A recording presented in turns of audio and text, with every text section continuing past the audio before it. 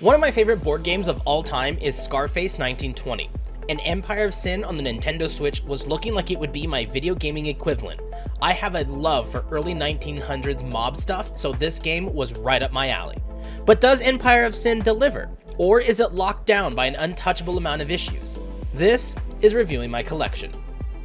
Hello and welcome to Switch Scheme. I apologize that this video is coming out late. The holidays took a lot of my time. But we are back and the series is on.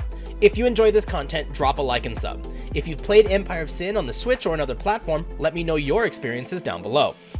As a reminder, I'm still running the eShop code giveaway. On December 5th, I'll be working on a video where I will announce the winners of November's giveaway. Don't worry though, I think this may become a channel staple to constantly give back to my community. All you gotta do is watch the Review in My Collection series and comment using the code phrase provided in the video. With all that housekeeping out of the way, let's get on with the review. One of the most exciting parts of Empire of Sin for me were the playable mob bosses that you get to pick from. There are several bosses to pick, and each one will have its own variation on the story, with unique missions and goals. The end goal for each is the same, be the big boss of Chicago, but there will be slight variations to that path depending on who you chose. It's not the most engaging story, as this is more of a sim management game, and the character choice does little more than alter outfits and passives, but in the grand scheme of things, it does offer some variety for each playthrough. Although the story is technically a bit lacking, given the type of game that this is, I'm not going to hold it too hard against it. After you pick your boss, you will have the option to build up your gang. You can ride with a pretty generous amount of members ready to do your bidding. Each gang has unique abilities that can affect the battlefields or the overall management or even the diplomacy of your gang and how they rise to power. You will gain businesses by either payment or blood and run these businesses to see your wealth rise. Brothels and casinos are just a couple examples of the types of businesses that you'll be managing.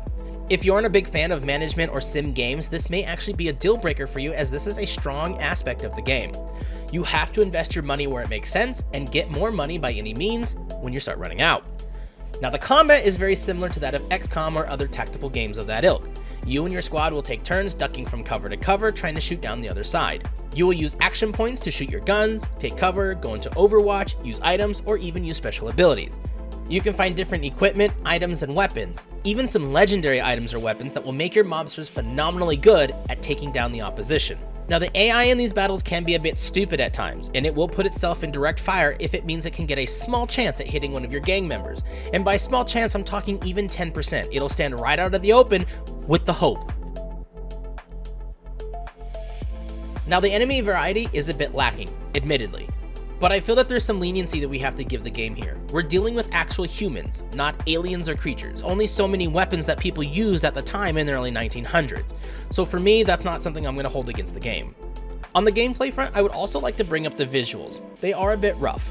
I mentioned in almost every review that I expect to see some resolution sacrifice for the Switch whenever a game is ported, but for me this game seems to be a bit worse off than others. So much so in fact that I actually bought another copy for my PC during the Steam sales that were happening over the fall. Now I didn't have too many bugs or crashes, which from my research means thankfully a lot of those issues were patched out and updated, so overall the gameplay for me scores high because this is the type of game that I really enjoy, and the theme just puts the cherry on top. If you like the jazzy tunes of old, this game's music is going to give you everything you need. It's got a classy soundtrack, and as a huge fan of this period, I was being flown over the moon and having everything my way. The trumpets, bass, it's all so good at making you feel like you've transported back in time. The guns sound chunky and loud, as they should, and the combat felt just visceral enough whenever you unleashed a barrage of rounds downrange. The voice acting is also pretty good, and I didn't see too many problems. There were a few line reads that were goofy, but it was never so bad that my immersion was broken. Overall, the music and sounds are top notch. The value here is going to be in the repetition of playthroughs. You can pick, if I recall, around 15 different gang bosses to choose from. And along with that, you'll have the ability to alter the world to fit the kind of game length, honestly, that you really want. It's up to you. That's the genius of these management sim games though. You choose how deep you want the world to be, and in turn, that will reflect the length of the playthrough. If everything is set to about a standard amount, you're looking at about a 15 to 20 hour campaign. By giving it a harder difficulty or higher gang count will obviously increase that overall time.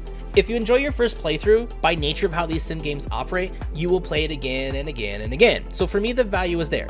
But that's only if you are the audience for this. If not, subsequent playthroughs will feel samey, boring, and you'll likely not get far into your second war in Chicago. Overall, this gives me the game that I want when it comes to early 1900s mobsters. It's one of my favorite themes of all time, much like the Old West and modern horror. The visuals are rough, but the gameplay is worth it overall. Like I said, I got another copy on my PC, and I play both.